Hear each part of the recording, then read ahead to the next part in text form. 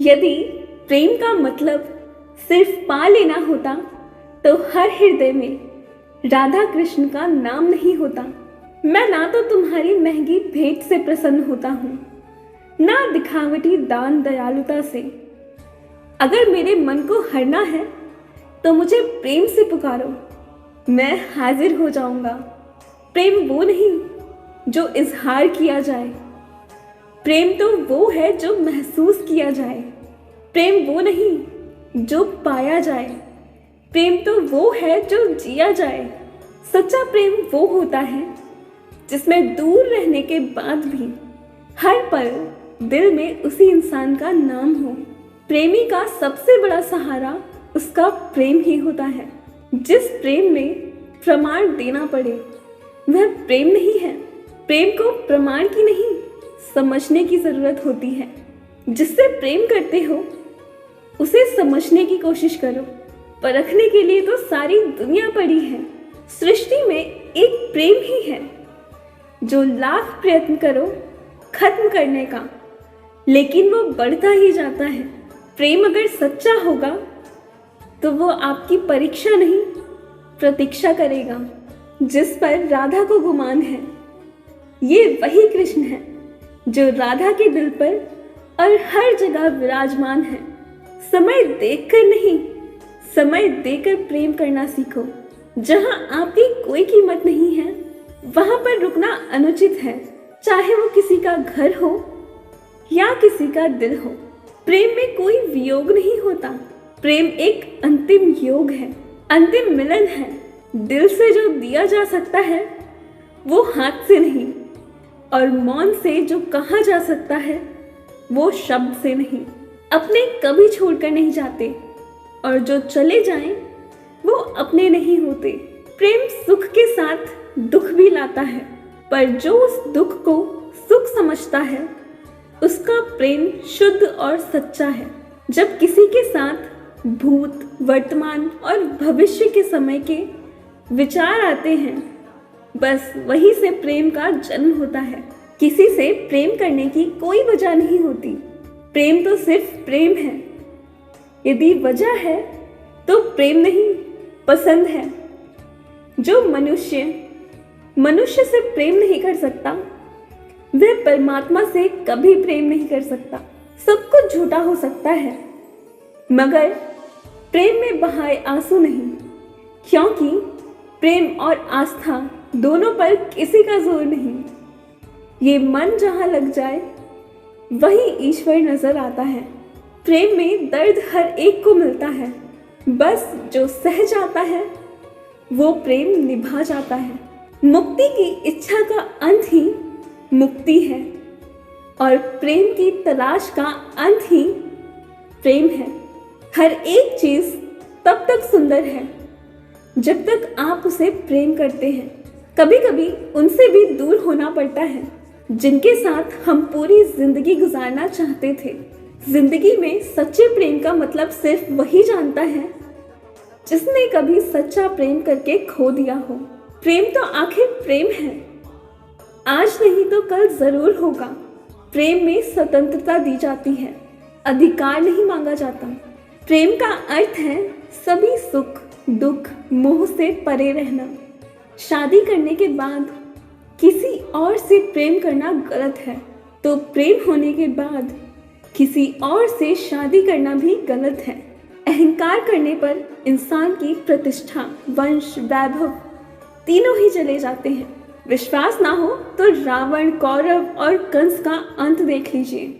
मुश्किल वक्त हमारे लिए आईने की तरह होता है जो हमारी क्षमताओं का आभास हमें कराता है। सभी प्रकार के हथियारों में समय ही सर्वोपरि है, क्योंकि समय सब कुछ मार देता है। किसी दूसरे के जीवन के साथ पूर्ण रूप से जीने से अच्छा है कि हम अपने स्वयं के भाग्य अनुसार अपूर्ण जिए।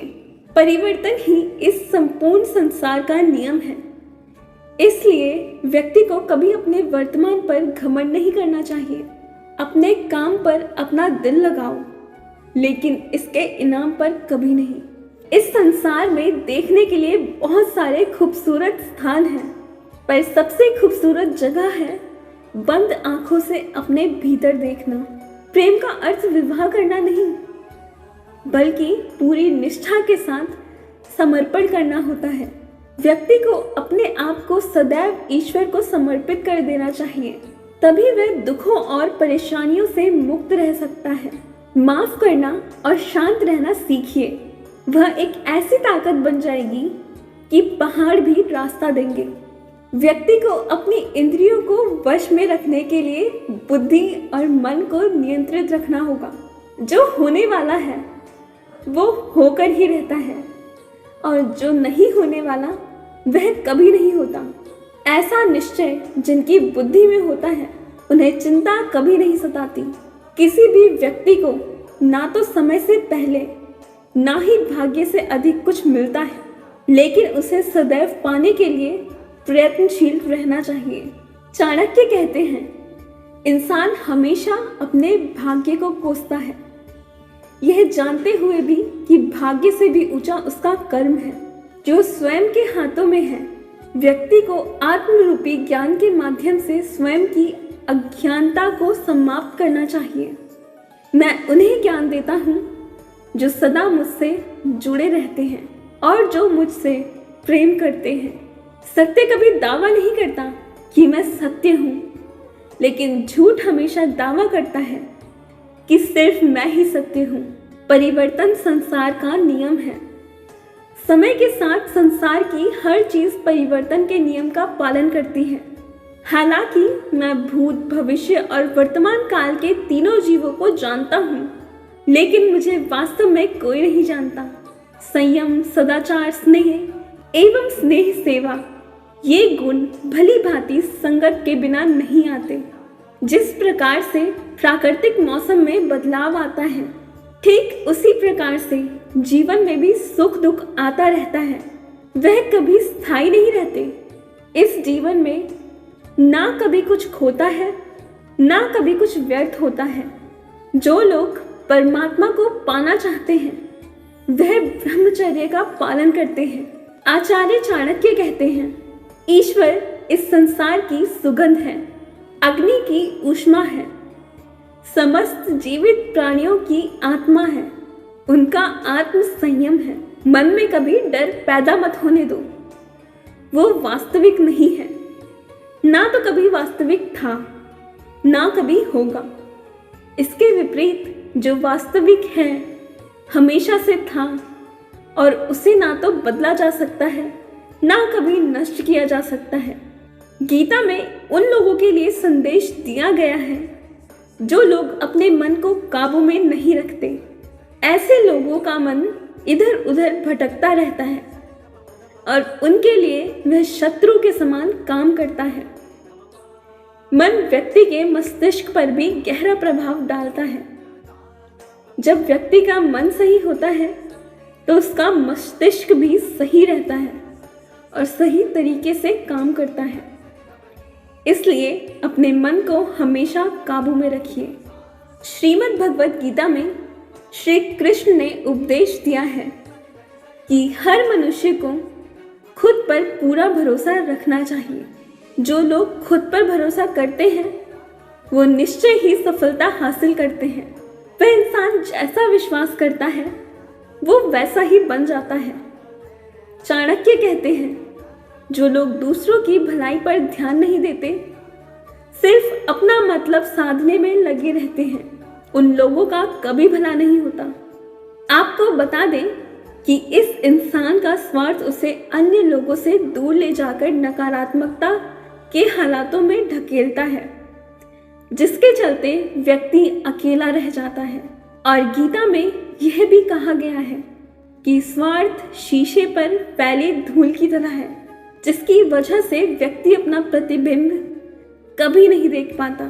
वहीं अगर आप भी चाहते हैं कि आप भी अपना जीवन खुशीपूर्वक व्यतीत करें, तो इसके लिए ये ज़रूरी है कि आप अपने स्वार्थ को कभी अपने पास नहीं आने दें, क्योंकि स्वार्थी मनुष्य दोस्ती भी सिर्फ अपना स्वार्थ निकालने के लिए करता है। जीवन में कभी भी किसी से अपनी तुलना मत करना। आप जैसे हैं सर्वश्रेष्ठ हैं, यहाँ कोई किसी का नहीं। सबको मतलब की बीमारी है। समय नहीं रुकता। यदि आज बुरा चल रहा है तो कल अवश्य अच्छा आएगा। आप केवल निस्वार्थ भाव से कर्म कीजिए और वही आपके साथ में है। परेशानी आए तो ईमानदार रहें, धन आए तो सरल रहें, अधिकार मिले तो विनम्र रहें और क्रोध आने पर शांत रहें। यही जीवन का प्रबंधन कहलाता है।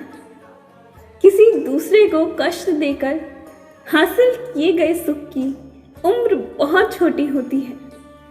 जीवन में खुद की बुराई सुनना भी बेहद जरूरी है, क्योंकि रोज तारीफ ही सुनोगे तो कभी आगे नहीं बढ़ोगे। अच्छे कर्म करने के बावजूद लोग केवल आपकी बुराइयां ही याद रखेंगे। इसलिए लोग क्या कहते हैं इस पर ध्यान मत दो, अपने कार्य करते रहो। संसार जरूरत के नियम पर चलता है। सर्दियों में जिस सूरज का इंतजार होता है उसी सूरज का गर्मियों में तिरस्कार भी होता है। अंततः आपकी कीमत तब होगी जब आपकी जरूरत होगी। अभिमान को आने मत दो और स्वाभिमान को जाने मत दो। अभिमान तुम्हें उठने नहीं देगा और स्वाभिमान तुम्हें कभी गिरने नहीं देगा। कर्म में विश्वास रखो, आपको अपनी इच्छाओं से सदैव ज्यादा मिलेगा। मांगना नहीं, कमाना सीखो, फिर चाहे इज्जत हो या दौलत।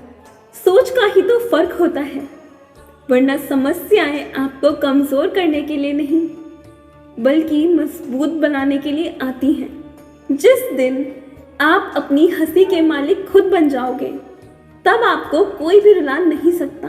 अगर कोई आपसे मांगे तो दे दिया करो, क्योंकि भगवान ने आपको देने वालों में रखा है, मांगने वालों में नहीं। समझदार इंसान का दिमाग चलता है और नासमझ इंसान की जुबान। गरीब रहोगे तो कोई ध्यान नहीं देगा, मेहनत करोगे तो सब हंसेंगे और कामयाब होगे तो सब चलेंगे। ताकत अपनी शब्दों में डालो, आवाज में नहीं, क्योंकि फसल बारिश से उगती है, बाढ़ से नहीं। याद रखना, अच्छे वक्त को देखने के लिए बुरे वक्त को भी झेलना पड़ेगा। सेवा सबकी करो, लेकिन आशा किसी से मत रखो, क्योंकि सेवा का असली मूल्य केवल भगवान ही देता है। खुद को काट करके भी रख दोगे तो भी ये दुनिया आपसे खुश नहीं होगी। इसलिए वो करो जो मन चाहे, वो नहीं जो दुनिया चाहे, क्योंकि दुनिया की पसंद को बदलते वक्त नहीं लगता। घमंड के अंदर सबसे बुरी बात ये होती है कि वो आपको कभी महसूस नहीं होने देगा कि आप गलत हैं। जिंदगी में दो चीज़ों का कभी घमंड मत करना, पैसा और सूरत। गरीबी आते देर नहीं लगती और चेहरा किसी हादसे में बदलते जरा भी वक्त नहीं लगता। जितना कम बोलोगे उतना ज़्यादा प्रभावशाली आपके शब्द होते जाएंगे। यदि कहने के लिए कुछ अच्छा नहीं है तो चुप रहना एक बेहतरीन विकल्प है। कोई आज तो कोई कल बदलता है। यकीन करो, सब बदलते हैं। दुनिया बड़ी भुलक्कड़ है, वो तो उतना ही याद रखती है जितने से उसका मतलब होता है। सहारा कोई कोई ही देता है, धक्का देने को तो हर शख्स तैयार खड़ा है। अपनी कमियों को केवल हम दूर कर सकते हैं और कोई नहीं, बल्कि सब केवल इसका फायदा उठाना जानते हैं। जिंदगी जीना आसान नहीं होता, बिना संघर्ष कोई महान काम नहीं होता। जिस दिन आपके सामने कोई समस्या ना आए तो समझ लेना आप गलत रास्ते पर सफर कर रहे हो। झूठ, धोखा और बहाने आपको कुछ पल की खुशी देंगे, लेकिन इसकी कीमत आपको भविष्य में चुकानी पड़ेगी। लोग कहते हैं पैसा रखो, बुरे वक्त में काम आएगा, लेकिन सच तो ये है कि सिर्फ श्री कृष्ण पर भरोसा रखो, वो बुरा वक्त आने ही नहीं देगा। एक बार की बात है, सम्राट किसी बात पर अपने वजीर से नाराज हो गए। नाराजगी में उन्होंने वजीर के लिए फांसी की सजा का ऐलान कर दिया। फांसी का समय शाम के 6 बजे निश्चित किया गया। फांसी की सजा दी जाते समय वजीर दरबार में उपस्थित नहीं था। सम्राट ने सैनिकों को आदेश दिया, जाओ जाकर वजीर को बता दो, शाम को ठीक 6 बजे उसे फांसी पर लटका दिया जाएगा। सम्राट का आदेश मान सैनिकों की एक टुकड़ी वजीर के घर पहुंची। उसके घर को चारों ओर से घेर लिया। कुछ सैनिक घर के अंदर गए। अंदर जाने पर उन्होंने देखा कि वहां तो जश्न का माहौल है। उस दिन वजीर का जन्मदिन था। उसके घर पर रिश्तेदारों और दोस्तों की चहल पहल थी। संगीत बज रहा था, नाच गाना चल रहा था। पूरे घर में पकवान की खुशबू फैली हुई थी। कुल मिलाकर वहां माहौल बड़ा खुशनुमा था। सैनिकों ने भरी महफिल में ऐलान करा वजीर की फांसी का, और साथ में ये भी बताया कि फांसी शाम 6 बजे दी जाएगी। ये ऐलान सुनकर वहां मौजूद हर शख्स हैरान हो गया। फौरन संगीत और नाच गाना बंद कर दिया गया। रिश्तेदार, दोस्त और परिवारजन उदास हो गए। तभी कमरे में छाई खामोशी में वजीर की आवाज गूंजी, ऊपर वाले का लाख लाख शुक्र है कि उसने फांसी के लिए शाम 6 बजे तक का वक्त दिया। तब तक हम सब जश्न मना सकते हैं। वजीर की बातें सुनकर दोस्तों, रिश्तेदारों और परिवारजन ने कहा, कैसी बात कर रहे हो? फांसी की सजा सुनाई गई है और तुम जश्न मनाना चाहते हो? वजीर ने किसी तरह सबको समझाया और जश्न फिर से शुरू करवाया। दोस्त उदास थे, लेकिन वजीर की खुशी के लिए जश्न में शामिल हो गए। ये खबर सैनिकों द्वारा सम्राट तक पहुंच गई। सम्राट पूरा मसला जानने के लिए वजीर के घर पहुंच गया। वहां पहुंचकर जब उसने सबको जश्न मनाते हुए देखा तो वह भी दंग रह गया। उसने वजीर से कहा, तुम पागल हो गए हो क्या? शाम 6 बजे तुम्हें फांसी पर लटका दिया जाएगा और तुम जश्न मना रहे हो? वजीर बड़े ही अदब से बोला, हुजूर, आपको बहुत बहुत शुक्रिया। आपने फांसी का वक्त शाम 6 बजे निश्चित किया। इस तरह मुझे शाम 6 बजे तक का वक्त मिल सका। यदि आप मुझे ये वक्त ना देते तो मैं अपने परिवार, दोस्तों, रिश्तेदारों के साथ जश्न कैसे मना पाता? फांसी पर लटकने से पहले मेरे पास शाम तक का वक्त है, तो मैं ये ज़ाया क्यों करूं? मेरे पास जितना भी वक्त है उसे मैं खुशी खुशी गुजारना चाहता हूँ। यह बात सुनकर राजा ने वजीर को गले लगाया और कहा, जिस इंसान को वक्त की कदर है, जो जिंदगी का हर लम्हा खुशी खुशी गुजारना चाहता है, उसे मौत कैसे दी जा सकती है? उसे जीने का पूरा हक है। तुम्हारी बातों ने हमारा दिल खुश कर दिया। तुम्हारी फांसी की सजा माफ की जाती है। दोस्तों, जिंदगी बहुत खूबसूरत है। इसका हर लम्हा खुशी के साथ गुजारें। यह जरूर है कि जिंदगी में कई बार मुश्किलों से भरा वक्त सामने खड़ा होता है और हम परेशान हो जाते हैं। ऐसे में हम जिंदगी जीना ही छोड़ देते हैं।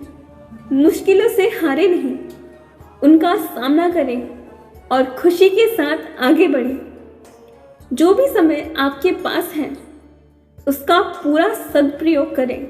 यह जिंदगी बार बार नहीं मिलती, इसलिए इसे खुलकर जिए। तो दोस्तों, आज की वीडियो में बस इतना ही। तो मिलते हैं अगले वीडियो में। तब तक के लिए स्वस्थ रहिए, ख्याल रखिए, खुश रहिए। नमस्कार।